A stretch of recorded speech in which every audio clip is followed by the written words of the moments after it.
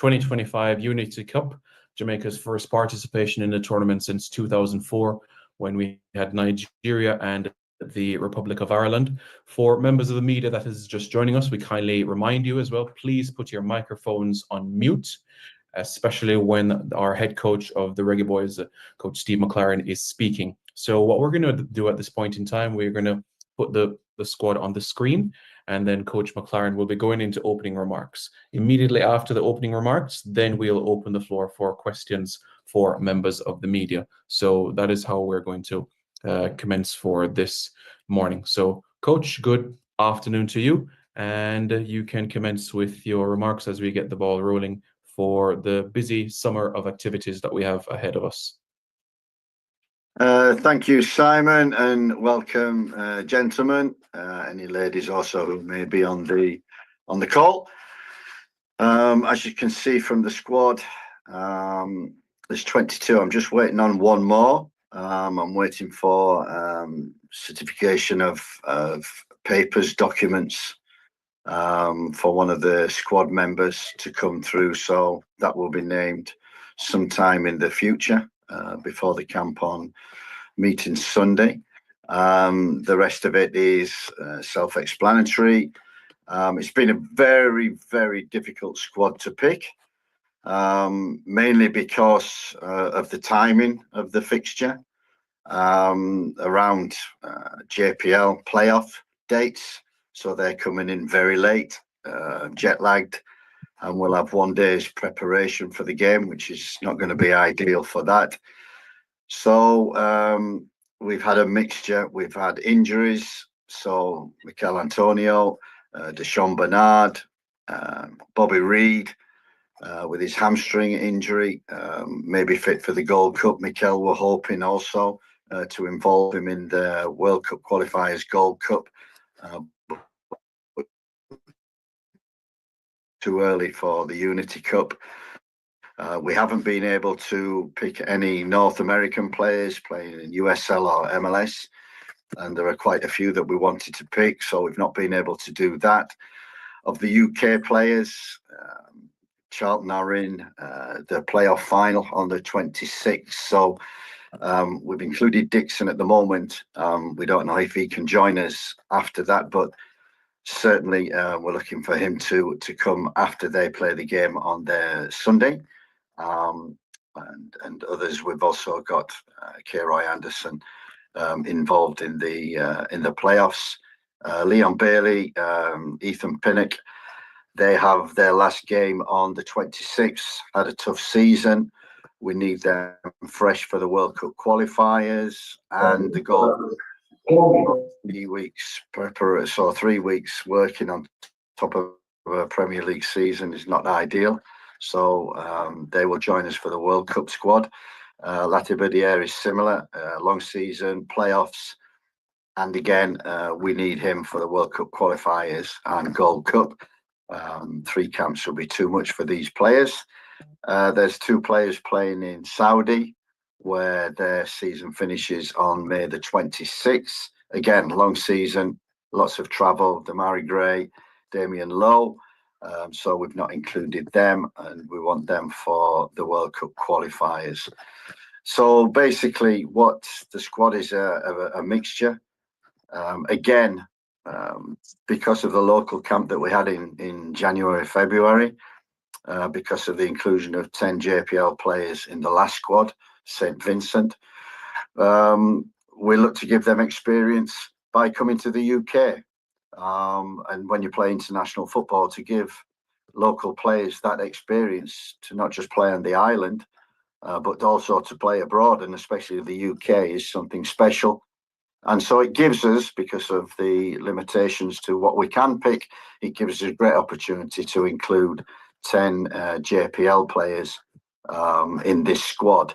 Quite unfortunately, the majority of them will be playing in the 3rd, 4th playoff finals on Friday. Won't reach us until Sunday, so we have to assess them. The others, 1 or 2 names that we may not know and have come back in, but Brandon Kova, who obviously made his debut a couple of years ago, against Jordan. We've been keeping a watch on him, and this is an opportunity to bring him in. He can ideal cover at right back, centre back, and number 6. So it's a good opportunity to have a look at him. Javon East, who you will know 3 years ago was his last game for Jamaica. He's now playing in the top league in Israel. Just moved there in the winter, and has so far took a while to get in the team. Got in the team in the last 6 or 7 games, scored 6 goals, 3 assists. So he's in good form. It's an opportunity to give people a chance. Got experience, knows about the squad, knows about Jamaica and the football. So we give him another opportunity to come in. And the boy Raal from Burton Albion, who this season has really been a breakthrough season for him. And he has scored 11 goals in League One for Burton. And we've watched him, and it's an opportunity. And so for some, it's an opportunity to get some fitness back in, because they finished on the 10th of May, the likes of Lembakisa, Holgate, Bell, Lee, Isaac Hayden, Casey Palmer, who's been injured, needs minutes to play. So it's an ideal opportunity for them to get a little bit of fitness before the World Cup qualifiers. And for others, it's an opportunity. We brought John Russell back into the squad because he's been doing very well, scoring goals for Barnsley. Give him an opportunity. And hopefully we get Kaheem Dixon from Charlton after the playoffs. I'm looking forward to this fixture, and the main reason I'm looking forward to it is we're playing in the UK, we're playing in London. Many supporters, Jamaican supporters, live in London, and it's a great opportunity for them to come and see the real team. They'll probably watch them from afar and probably never seen them before. This is an opportunity for everybody who is Jamaican, who lives in London, and come and watch a Jamaican team against very, very good opposition. This is going to be a tough week, tough 2 games, whoever we play. But we're excited about playing in front of them, yellow and green and black jerseys, and supporters with the scarves and the flags that should turn up to Brentford. But let's not forget, this is an eye and a build-up to World Cup qualification and the Gold Cup. And so that's why we've picked this squad. That's the goal, and this is just a step towards that. Thank you. Okay, thank you very much, Coach McLaren. Members of the media, this is your opportunity now. Please raise your hand, and once you're indicated, then you will be called upon and, of course, unmuted to pose a question. Let's start with Dre. Good morning, Dre. Go ahead. Good morning, Simon. Good morning, Coach. Good morning, media members. You okay? All right. So, Coach, can you explain to us your style of play, and do you have the players that's needed to play this particular style of play right now? Yeah, we obviously, from the time coming in, we obviously wanted to change quite a few things. Heimer, as I said when I came in, I reiterate, has done a great job in getting this squad together, keeping the togetherness, the commitment in the players. That was the main thing. Keep the energy, keep the attitude. This is why I enjoy this job, because of the players, because of the energy that they give me. Through that, we need to keep that. We've tried to build on what the team does well, to keep that defensive structure, to make sure that we're hard to beat, make sure that we can defend in games. And I think we've done that. Disappointing probably away to the US, but in other games, We've done that quite well, especially away from home, keeping clean sheets, which is most important, which I think the squad was built on from last time. We've tried to be a little bit more possession based, and at times we've found that difficult to build up from the back and through the thirds, progression through the midfield into the final third. We still need to work on that. Though the last two games, and especially the last one against St. Vincent, we had a little bit of an idea that we were improving in that respect. And I think Isaac Hayden has been a big plus for us coming into that position. We didn't have him for the first three camps. Latty did a great job, but he's coming as a number 6, give us stability. We need to build from that. We didn't have Casey Palmer because of injury, but I think Bobby Reid was excellent, putting Damari Gray on the 10 position, released him to be more creative. And when he plays in that position, he can be creative. I thought with Cephas starting the game and on the left-hand side, normally an impact player, but I believe he's someone who can start for Jamaica and make an impression from the beginning all the way through for 90 minutes. And he did that in the second game against St. Vincent. And we love his pace on the right-hand side. Obviously, we've got Bailey and Dixon, who we're hoping to recruit a couple more before World Cup qualifiers, Gold Cup. But certainly, we want to exploit this pace that we've got. And I think the key thing was, in that second game, was the introduction of Warner Brown.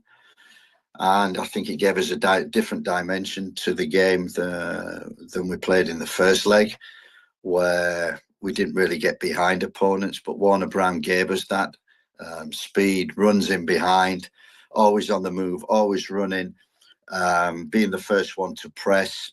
I think we've not had that before. So we want to build on that, be strong defensively, be more creative, and can we play through midfield, but use our speed and creativity in the front 4 positions. So yes, have we got the players that can do that? We certainly have. Have we got enough time to build that? Certainly we have not. But this period of unity, World Cup qualifiers and Gold Cup, the key thing is qualifying, getting into that group stage for the September, October, November camps. And by that time, I'm hoping that we have a settled squad. We know what we're doing, strong defensively, can play through the midfield, and a front 4 who can cause opponents problems. Thank you, Dre. I appreciate that. We have to move on. Jason, go ahead. Good morning. Morning, Simon. Morning, Coach. Jason Hall, Jason. Guna TV here. Just have a question on the list. I made note of one player, only one player on this list for the Unity Cup that is not in the Gold Cup preliminary squad. It's a player that I think a lot of us have wondered where he has been. We've been tracking his progress as well as you have, I'm sure. So what was the thinking behind his exclusion from the Gold Cup roster, and that is namely Brandon Kova?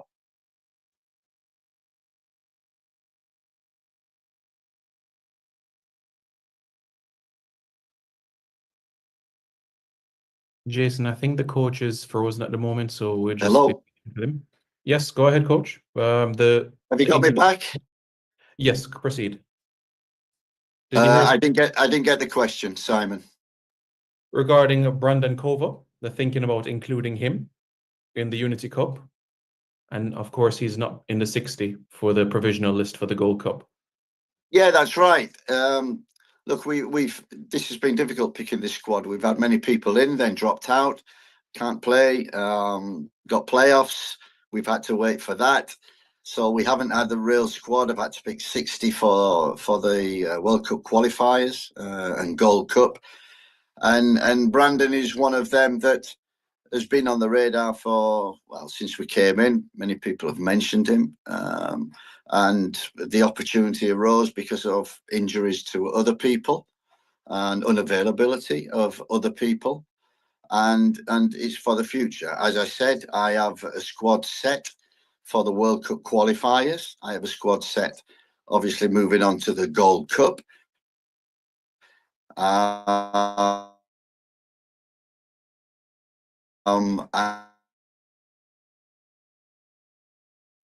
And this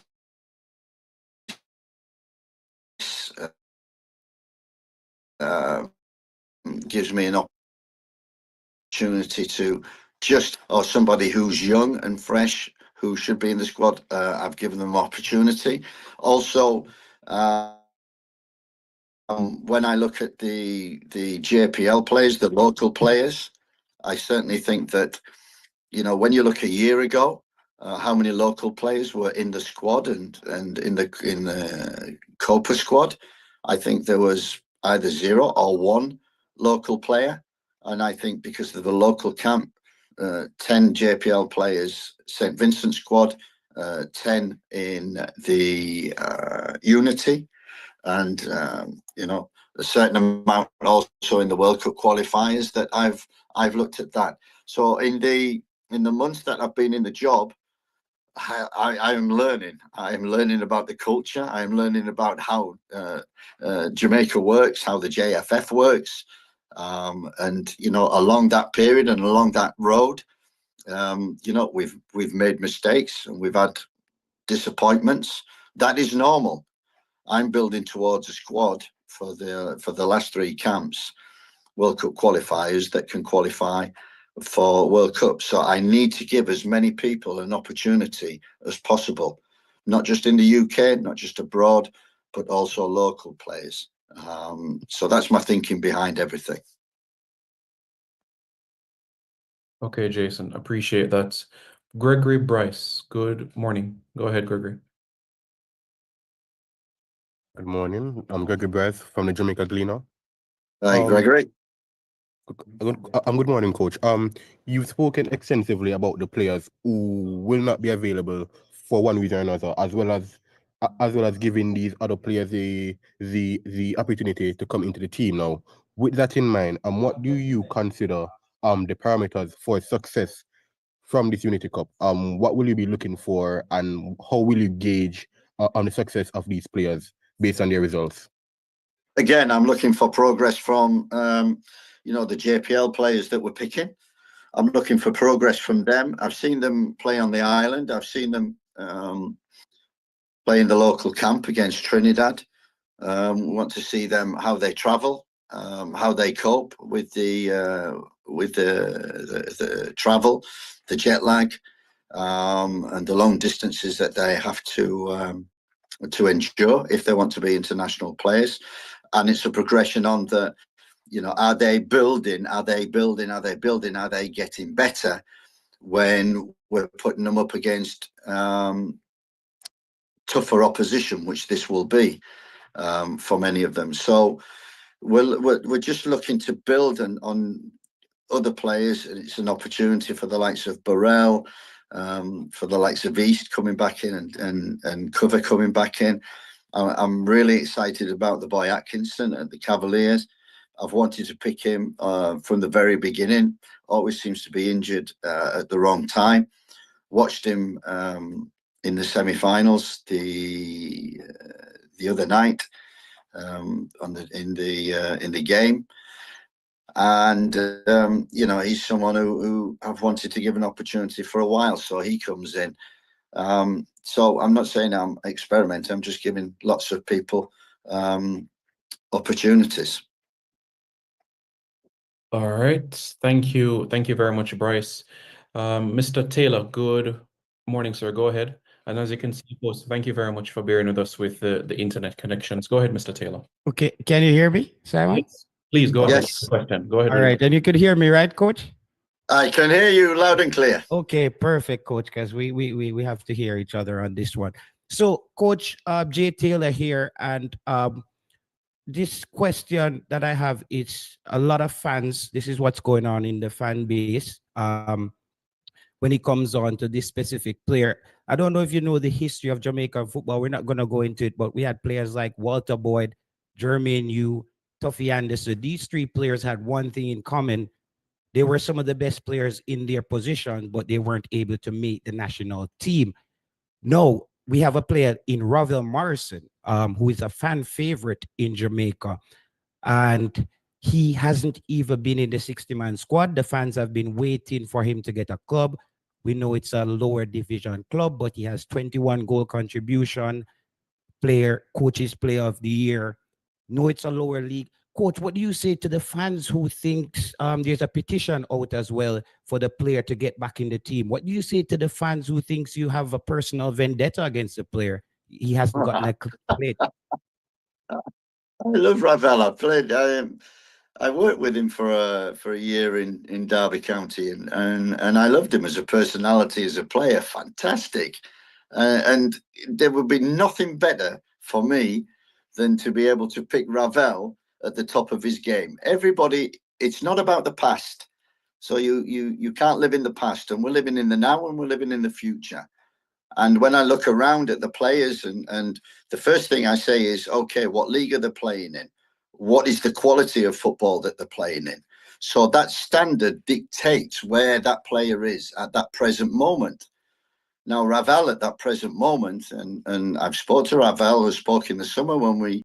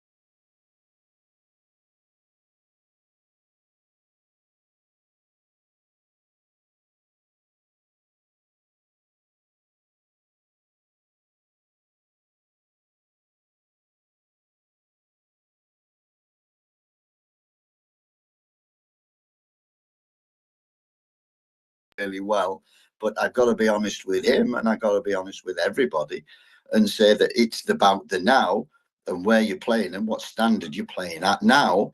And I've said, and I repeated to his agent yesterday, that with his ability, he should be playing top football.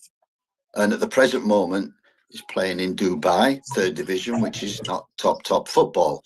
And then you can demonstrate in the football all the year, and then playing at a certain level. Of course, who wouldn't have Ravel Morrison in the squad playing as Ravel Morrison can? And unfortunately, I haven't seen that because I can't see any of the games that he's playing. Thank you, JT. Appreciate that. Tiga, go ahead. Good morning. You're unmuted. Yes. Good morning. Are you hearing me, Simon? Yes, please go ahead with your question. Good morning. Good morning, Simon. Good morning, Coach. I just need to do a follow-up on what you said a while ago. I just need a more explanation. You said you have a team that you're going to work towards to the World Cup, right? Can you just explain this? Because you have a team here, and then it's like, to me, you have two teams working with. So can you just elaborate on the team that you have for the World Cup and this team that you picked for the Unity squad? Can you? Did you get the gist of that, Gaffer? Yeah, but I think I've answered that in the previous questions all the way through. It's been difficult to pick this Unity Cup team. And is it the ideal strongest squad? No, because we're missing many players through injury. Can't pick the North American players and the UK players and the Saudi players who have had a long, tough season and just finished. Well, they're not even finished yet. So I would love this tournament Unity Cup to be a week later and be able to pick the squad that I want to pick for the World Cup qualifiers and the Gold Cup, but that's not been possible. So I've had to put a squad together which is balanced with experience, UK players, which gives opportunity to JPL players and also players who have maybe played in the past who are given another opportunity. So I think my hands have been tied into this Unity Cup. The main reason and the number one reason that it seemed a good idea at the time was because of the supporters going to London, giving, you know, the people of Jamaica who live in London an opportunity to come and support their team, because they probably haven't seen them, get the kids involved, and just, you know, where is the heritage from? Here's our football team, who many admire on the island, but not had the opportunity to see off the island. So, it's been very difficult this period when we're looking at 3 different camps and trying to pick the players and the strongest squads that I possibly can to compete in every camp. This one's going to be a tough one. Yeah, thanks very much, Tigas. Mr. Spence, you can unmute and go ahead. I know you joined in later, but due to the quality of the internet connection, one question for this morning. Go ahead, Mr. Spence, Bertram Spence. Can you hear me? Yes, go ahead. And Yes. Mr. Spence, yes. Coach, you gave an explanation. I apologize, I'm at the airport. You gave an explanation, Coach, as to why Ravel Morrison was excluded from your squad. But when I do my shows, 99% of the audience who are following, vigilant fans, follow the program religiously, have a view that regardless of where Ravel is playing, given the level of the JPL, it can't be worse than the JPL. And therefore, give me a skill set which are unique, which currently we don't have in the team. Someone who's composed on the ball, someone who can create space, someone who has some ingenuity and qualities which are devoid of the team. They find it really challenging and difficult to understand why he wouldn't even be in the 60-man squad, much less your final 23 or 26-man squad. Yeah, it's tough making decisions. That's my job. And, I'm not excluding Ravel from the squad because he's not been in the squad since I've been here or long before that. And as I said, for 2 years, let's not, and I totally agree. How you describe Ravel Morrison is exactly how I would describe Ravel Morrison. Do I see that now? No, I don't see that now because it's not demonstrated to be now, and he's not playing in the league and the JPL.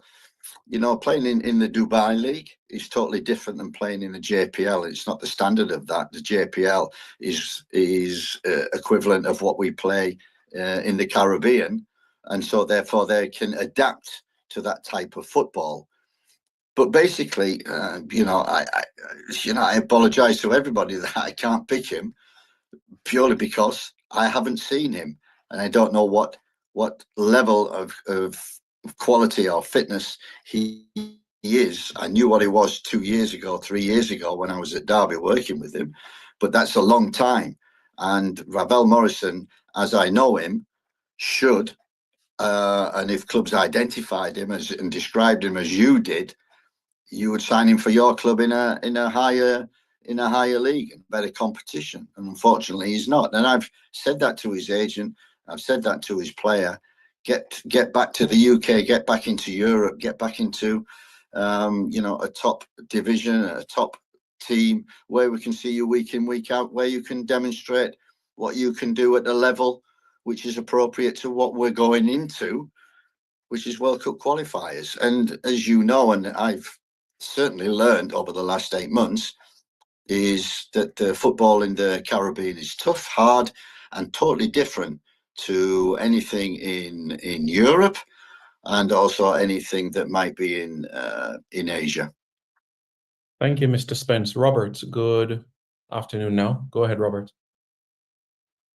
Your hand was raised and... Simon, can I just one follow-up, Simon? I apologize. No, I'm sorry, Cronky. Based on the quality of Coach's internet connection, no, I apologize. Okay. All right.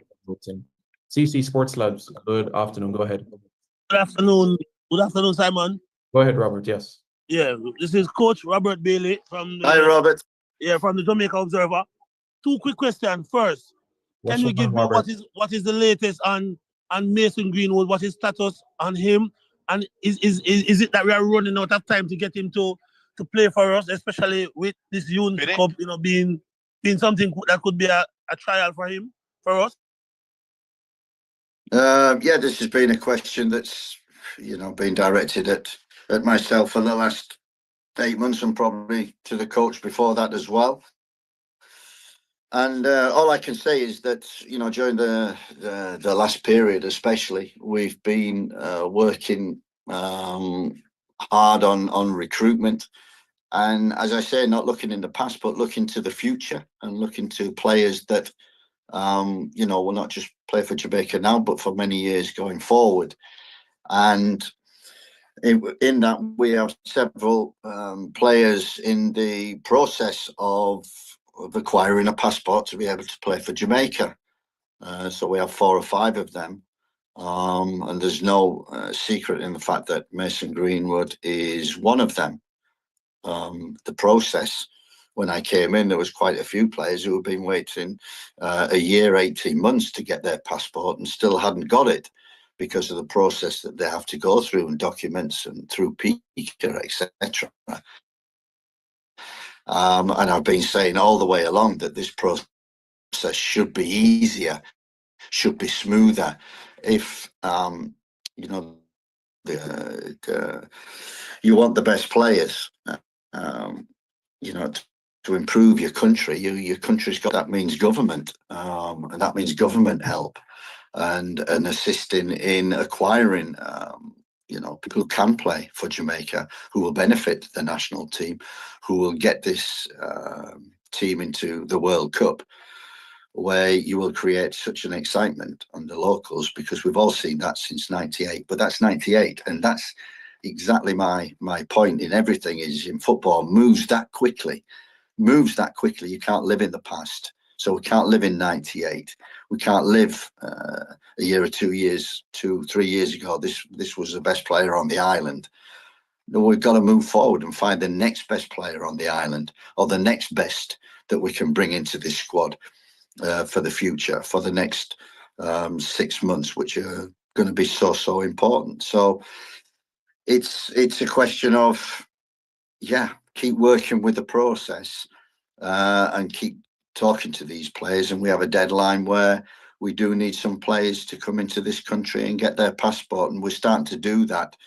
We've done that to a couple of players now, in terms of Isaac Hayden. We're trying Lewis Baker, likes of Malik Mothersill from Peterborough, to try and get them to do the documents in the UK, get them over to the island. And once we do that, the passport can be done in 1 or 2 days.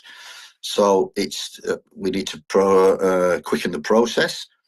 But there's 4 or 5 players definitely on our list who we're hoping to acquire, so that they come on board for the September, October, November group stages of the World Cup, which we hope we qualify for next month. Thank you, Robert. The last question we'll have today is from Mr. Allen. Good afternoon, Mr. Allen. Go ahead. Hey, good afternoon, Simon. Good afternoon, Coach. Mr. Allen, good afternoon. Good afternoon. Coach, when do you expect everybody to be in camp for the Unity Cup? I know that, it's been a long season for a lot of the players. You will have players traveling from Jamaica to the UK. So 1, when do you expect everybody to be in camp? And 2, what do you hope to accomplish, from this camp? What can you work on with these players? I know it's a short time. Yeah, it is a short time. You're absolutely right about the players coming into camp. For some, we haven't a clue at the moment. For Kaheem Dixon, the likes of him. For JPL players, they play Friday. They won't get a flight till Saturday, arrive on Sunday, midday, mid-afternoon. The recovery period is very, very short. We've got 1 day. We've got 1 day preparation for the first game against Trinidad, which is not ideal, but it's something that we have to cope with. So for sure, getting players into camp, getting them in the right condition to play on Tuesday, is going to be very, very tough challenge for us as a staff, but also the players who are coming together, who probably for 2 or 3 weeks haven't played. Others, 10 of them might be jet lagged, and some will be coming also from abroad. And you know, when I look at Sunday when they all come together, it's logistically it's going to be quite challenging. Thank you. And what I want to achieve is some of these players, like I said before, St. Vincent, like I said in the local camp, I want somebody to step forward, even if it's one or two. I want one or two to step forward and whoa, right, he's going to break into our squad and he's going to make a difference to what we've already got. And some players in this squad have an opportunity to do that. Thank you very much, Coach McLaren. Much appreciated. Members of the media, thank you very much for your support. We appreciate it. As you heard Coach McLaren say in the opening remarks, there's a possibility 1 or 2 faces could be added to the squad. So stay tuned for further updates on that. All right. For members of the media, this recording will be sent out shortly. And don't forget, at 1 o'clock Jamaica time today, Mr. Dennis Chung will be providing a financial update. All right. So stay tuned and we will provide